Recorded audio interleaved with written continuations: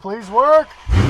Yeah! This is another episode of my Chrysler SRT8 build, and we are doing everything in our power to make 1,000 wheel horsepower. Today we're going to install this 2,000 horsepower fuel system made possible by my amazing sponsors Snow Performance, Color Fittings, and Go Fsat Bits. Snow Performance hooked it up with this drop-in streetable 2,000 horsepower capable fuel pump, and this thing is also capable of 1,500 horsepower on E85. Go Fsat Bits hooked it up with this super ergonomic fuel pressure regulator. This thing is so tiny compared to competitors. And last but not least, Color Fittings hooked it up with the fuel line and fittings capable of making this kit possible. And I cannot get over how beautiful these fittings are. All right, let's light this candle. Actually, that's a great reminder. We're working on a fuel system today. If you guys don't know already, keep a few of these around just in case. Now, some of you may be wondering why even change out the fuel system. In this particular case, we're adding boost to the vehicle. When you add boost, you're adding air. And with air being added, we also need to add fuel. Well, you might think, well, just throw a bigger injector in there and that will match the amount of air. The problem is the pump itself and the lines sometimes are too small to actually keep up with the amount of air you're throwing into the motor. If we tried to run this car off stock fuel pump trying to make 1,000 wheel, we would most guaranteed burn something up inside of the motor because we would not be able to get enough fuel. Unplug your battery. Get rid of that equation. Nothing can ground, nothing can spark. After that, we're gonna go ahead and just tear out our rear seats. Once you guys do that, you're gonna locate this plastic cover on the driver's side of the rear seats and just pop that sucker off. Next, we're just gonna unplug the actual fuel pump itself, which is pretty easy, and put this off to the side. Now, if you guys do not have a Dodge specific fuel pump removal tool, I'll link them down below, as well as any other products that I have in this video. Those will all be linked down below. You can do this with a flathead, but I highly recommend buying one of these tools. Once you have one, you're never going to want to use anything else. So before we move this, I recommend putting microfibers and or a towel or something you don't care about over the carpet of the vehicle. You're also going to want to grab a bucket, keep that off to the side.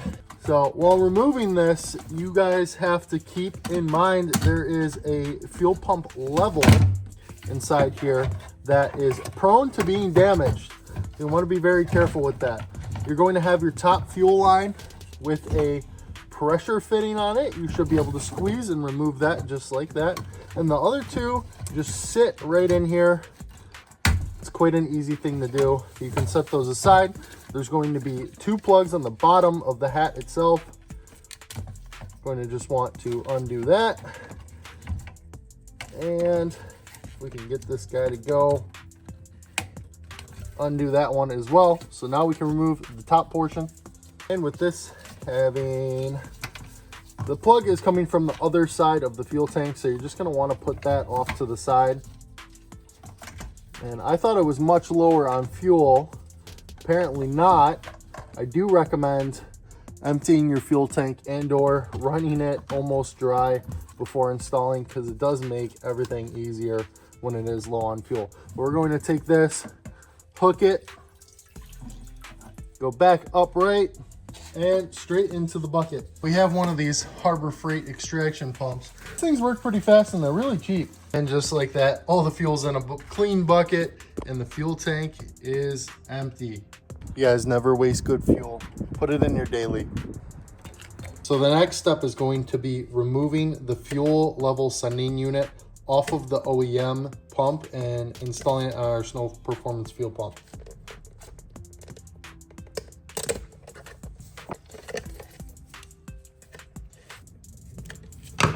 All right, so after some major confusion, this bracket that they included is for a different year fuel sensor. Now, this is technically not a universal, but it covers a massive amount of years of these cars. And with that being said, it does include a bracket for a sensor from what I believe is like a 2013. Now, instead of going out and buying the sensor off of that vehicle, I went ahead and I just zip tied the top of the fuel level sensor, because there's some notches here. Let's see if we can get that to focus so you guys can see. I just zip tied it there. You guys, this doesn't really deal with much force, so I don't think it's going anywhere. It's pretty dang stable. You just want to make sure it can't move up and down. And then I wired it as so. So the bottom wire on the level sensor, I've marked as the black wire, the top one as the green, and the green goes to white, black goes to blue. So then you have the blue splitting off because we are going to have to go to the sending unit wires, and those are both female. And now we're going to go to the tank and add the wire connectors to the sending unit, and then this should be able to drop in. So we are going to take these two wires. We're just going to go ahead and clip them. Now I'm doing crimp connectors instead of solder connectors because, first of all, we're working around gasoline, and although I emptied all of it, there are still fumes. The whole garage reeks. So I'm going to avoid any type of open flame or heat if at all possible. And since there's not a lot of moving parts in the fuel tank, these crimp connectors will be just fine. So the next thing we're going to want to do is remove the sending unit, which is on the other side of the vehicle. It is the exact same setup that we followed as far as removing it. It's quite easy. You just pull the lines from the other side of the vehicle. All we're going to do is pull this ground off the bottom here. I'm going to take this clip and pull. All right, make sure you don't lose this. And with that, from the side, you should be able to sneak this out. With that, Snow Performance is going to give you this guy. You're going to put that ground clamp back on. Go ahead, insert it in, and with some force, to push it down enough to where we can sneak this clip back in. We plug in that ground. Snow gives us this fuel line adapter. We're just going to go ahead, slide it on over.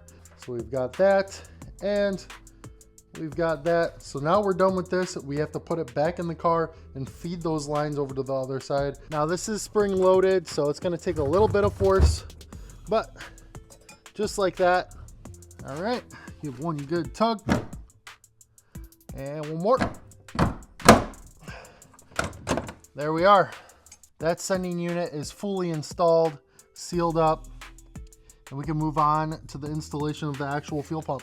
So they recommend before installation removing the top hat, and what that consists of is just these few bolts. All right, so we're gonna leave this little guy hanging. This little guy is going to go into the metal fitting that's on the side, and this guy is going to go on the only fuel fitting on this pump. These two are going to get plugged in accordingly. All right, so the hat simply fits in just like this. And what we're gonna wanna do is, first and foremost, if you have the slack, we're going to go ahead and plug in our fuel level sensor.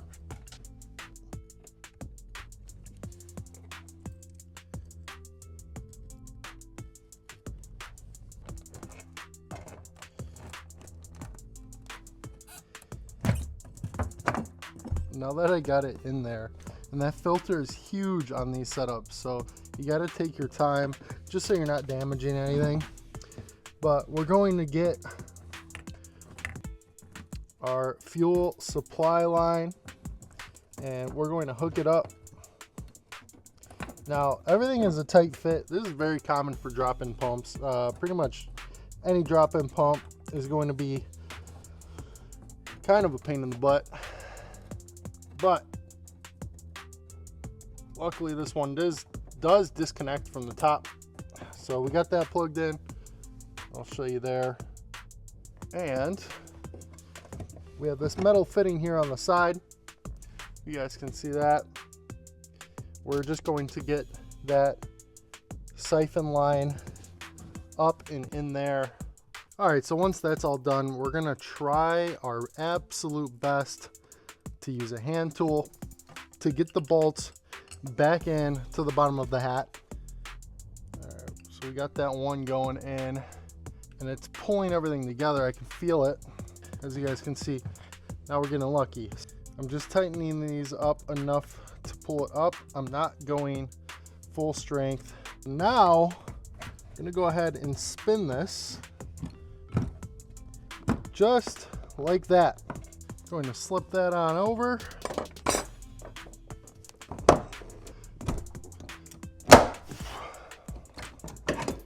And just like that, we have the pump installed. So before we move forward, we're just gonna go ahead and test a few things with the car. So first and foremost, the fuel level sensor is one of the first things we wanna check out. The fuel level sensor is gonna be pretty easy to find. You're gonna take your original harness, tear it apart a little bit, and you're gonna have 2 blue and white wires and 1 black. All 3 of those can get clipped all at the same time. And we're gonna leave some extra room because this is just for testing. Just gonna take this Dutch connector, plug it in, and let's see. So the blue one is going to go to the black right here, just like that.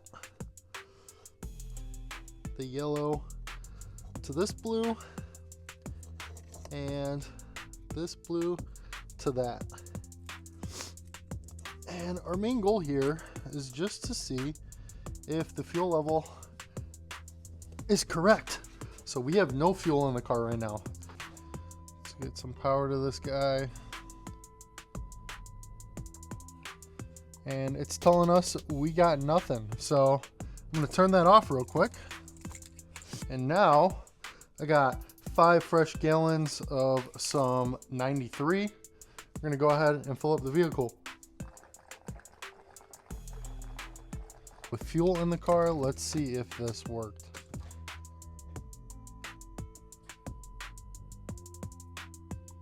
There we are. We have just above 1/4 of a tank. That sounds about right for 5 gallons. So now that we know we installed the fuel level sensor correct, I want to check each and every single pump. Now we're just going to wire these straight to a battery. It's a low powered 12-volt battery that's just going to let me know that they work, they turn on, and they function before we go ahead and run all the lines and make it way more difficult to service them. So this is the setup I have. We have our 3 pumps. We're going to jump each and every single one of them and make sure they work. I have some small gauge wire here. We're talking maybe 20 gauge stuff. So we're going to go ahead and test fuel pump 1, which it does work.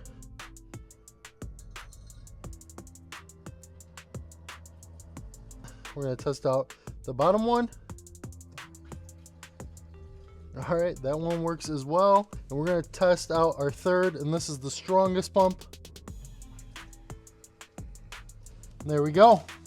We've officially confirmed all the pumps work. Now we've obviously made sure all the electrical components work. Next up, we're going to run the AND lines. I'm going to skip out on the electrical components. That's why we went ahead and just tested the pumps to make sure they work. That will be the final and last step. With that being said, we're gonna go ahead and build the AND lines and run them up to the front of the motor. First step, of course, get this thing up on jack stands.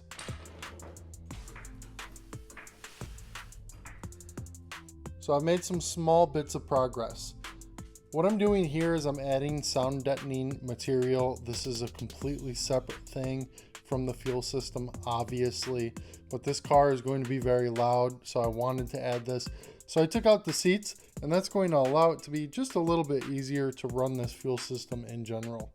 So on a lot of cars, I would like to run the lines almost directly outside of the car, but right down here, there's no room. This is actually completely flush with the fuel tank all the way around, and the last thing we want to do is kink a line. So what I went ahead and did is I cut 2 holes here. One's slightly larger than the other, and I know they're not perfectly straight, but they're going to be covered up anyways. And I added some rubber protectant on the side here just so nothing's digging through the actual holes themselves. So this one will be for the return, this one will be for the feed. And if we follow those lines underneath the car, you guys are going to be able to see. Now my parking brake was not functional, so I did cut it. I will end up removing that, but we added the fuel filter here underneath the car so you guys can see, and I used a nut and bolt. I did not just self tap that. I used a nut and bolt, so that is nice and secure. It's also easily serviceable, and you got to make sure that the flow is correct on that. It will be pointing towards the front of the car. Right underneath the driver's seat, you can actually see the nut and bolt, and I use the nuts that have like the washers, like the flange nuts, to hold it in securely. So that will never move. I never want it to move. I added a little bit of Loctite on there as well, just to keep it nice and secure. If you're gonna do the same thing, just be careful of the wires here. Pull them up with a zip tie or something, just so you're not drilling into them. So now that we've mounted the fuel filter, which you want underneath the car, make sure it's obviously secure. It's not going to bottom out. I have mine that's about flush, maybe a little bit lower than the actual pinch weld. I have never scraped the pinch weld on this car. I haven't even gotten close, so I know that that's secure. It's not going to be touched by debris. The next thing we're going to want to do is create the feed line. That means we're going to be using 10N line, and I'll include the chart here so you guys can look at it. So if you guys took a look at that, we are going to use basically a 10N all the way up into the intake. It's going to split directly into two 8N lines, which are going to go directly into the fuel rail. From that, it's going to circle back through the fuel rails, back into our fuel pressure regulator, to a return line, and then straight back to the fuel pump. If you guys have not built AN lines before, I will make a short video for you. You should be able to find it. I'm going to upload it around the same time I make this video. Gone ahead and I've plumbed the entire car. I'm going to walk you guys through it. So we're going to start here in the rear seat. I've gone ahead and added the 10N line and the 8N line, the 8N being the return, the 10N being the sending line, and they are following this groove in the seat straight to underneath the car. And if we come underneath the car, you guys can see those lines are higher than the bottom of the car, which is nice. And we have our fuel filter. Now this is the 10N line going to the fuel filter to another 10N line, and then this is the 8N. So we're just gonna follow that through. And as you guys can see, I've cut two holes with some rubber guarding around it to prevent any chafing on the lines. And we're gonna walk over here to the wheel well. And you guys can see those two holes go straight through, and they go right through here. They are attached to the fender wall very tightly, so there's no chance of the wheel even hitting it. It's not even close. And they're going to come straight up through here. They both come running up right underneath the brake booster. So if we look at the engine bay, we have the return line coming straight from the brake booster side all the way to the bottom of the fuel pressure regulator. And to each side of the fuel pressure regulator, we have a line going to each of the front of the fuel rails.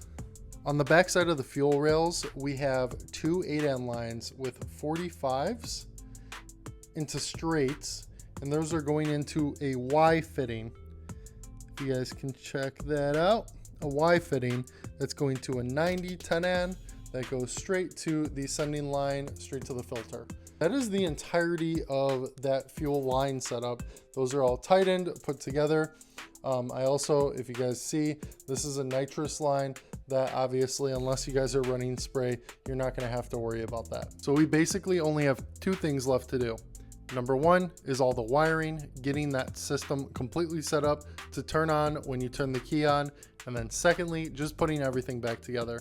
So we're gonna go ahead, I'm gonna get started on the wiring, and I'm going to go about the wiring a lot like I did with the plumbing of this car. I'm going to do the setup first and then walk you guys through the actual design that I came up with. A lot of this is off the dome. I come up with locations and places to put these things as I'm making the video. Makes it a lot easier for me to just set it up, get it working, make sure it's good for you guys before I show you so I don't lead you down a path of failure. And I've gone ahead and I've made a custom schematic for this exact setup so you guys can easily put this together. Just follow my directions and everything will work. So all of the electrical components are wired up. Everything is completely functional except for the Hobbs switch. The only reason I haven't added that yet, do not have a boost application on this vehicle yet. So I think it's time I show you guys what I did. So I didn't put everything back together for two reasons. Number one, I wanted to show you what I did. You won't be able to see half of it once I put everything together. And number two, I have other upgrades that I'm doing. So this is the Snow Performance controller. And now I wired this thing up color wise and everything exactly like I did the schematic. So you guys can see I have some paint marker on here that is referring to which pump it's going to, which relay for which pump. So the yellow, blue, and green each signifies what number pump it is. It's 1, 2, 3. At the top of the control panel here, we have the positive. Now this wire is provided by Snow Performance. We also have the ground.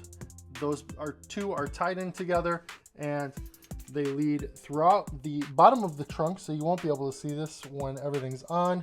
The ground goes straight to the negative terminal of the battery and the positive to the positive terminal. Shout out excess power batteries. These things are freaking insane. Now, the custom harness I built is heading up to where the fuel pump is. We're going to come over here to the rear driver's side, and the harness goes straight to the pump. So we have each pump, and each one is color coordinated with a zip tie, just like I have the relays. So we have yellow, green, and blue, as well as the relays, as well as the wires. They all match. But this is the factory harness that Snow Performance gives us. From there, I have two signal wires. You guys can see on the chart I showed you, there's a pink and there's a yellow. Now the yellow is for that number one pump, the strongest one, and this signifies this pump to turn on. Now I made them both yellow just to make it easy, but this is going to be connected to the Hobbs switch for boost. I have tested it, it works, I know that for a fact, but right now I'm using two pumps on a daily matter right away. As soon as we start the car, this is going to turn on the two pumps. Now how that works is it's tapped into the factory harness, and this blue and orange wire is usually the power for the fuel pump normally. So when you turn the key and you go into drive mode, this gets power, and it's telling those relays in the back to turn on and turn on these two pumps. So number 2 and number 3 are getting turned on when you start the car. Right here is the fuel level sensor. This is blue and 2 white wires. So the factory harness is a black and 2 blue and white. So the blue and whites go to the white, and the dark blue goes to the black, like I did in the schematic. So you guys can just follow through whichever way you want to do. I just want to show you exactly how I did that. Other than that, the wiring is done. So that's all I had to do. So one of the steps I wanted to touch base on is the fuel pressure regulator. If you guys remember the last time I showed you this stem right here, this threaded stem was up much higher. The more this goes down, the more pressure you're going to create. And you're going to need a fuel pressure sensor, which I think I mentioned earlier in the video, because we are no longer using any factory fuel lines. So there's no factory fuel pressure. So the factory fuel pressure is 55 to 58 PSI. Now to increase your fuel pressure, you're going to want to stick an Allen key in the top of the regulator, and you're going to want to go righty-tighty, loosen this nut first, and you'll increase the pressure. To decrease, obviously you go the opposite way and tighten that nut when you're done. Before we go ahead and try to start the car, obviously check for leaks. How do we do that? We just cycle the key. That should turn the fuel pumps on. If it's not, you have an issue. If you guys have any issues with this kit, by the way, just DM me. I'll do the best I can to answer any questions. So cycling the key is not only important for checking for leaks, but while you're cycling the key, you're also going to check that fuel pressure. Pay attention to the gauge. If you have 0, you're not going to spur any leaks that were there anyways. So what we're going to want to do is cycle it and check for pressure. Now I just had 53 PSI, and we're only building up pressure for just a second. Again, going to 53, and there's no leaks on the system. Now I've checked a lot. Okay, so once we know there's no leaks in the car and we have proper fuel pressure, we're gonna go ahead and give it a try. I don't have any seats in this motherfucker.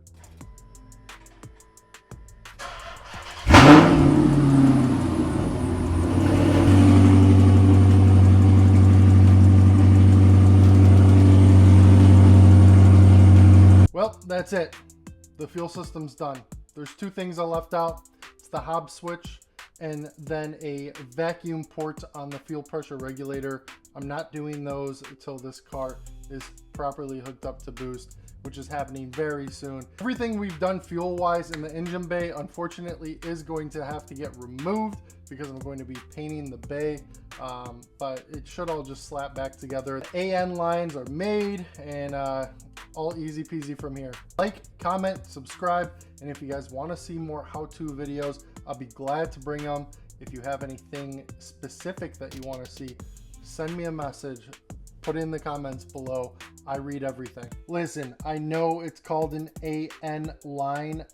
I say "an." I can't help it. My brain wants to do it. It's not proper. It's not right. It's not the proper English language, but I do it, and I do it a lot in this video. So please give me some slack.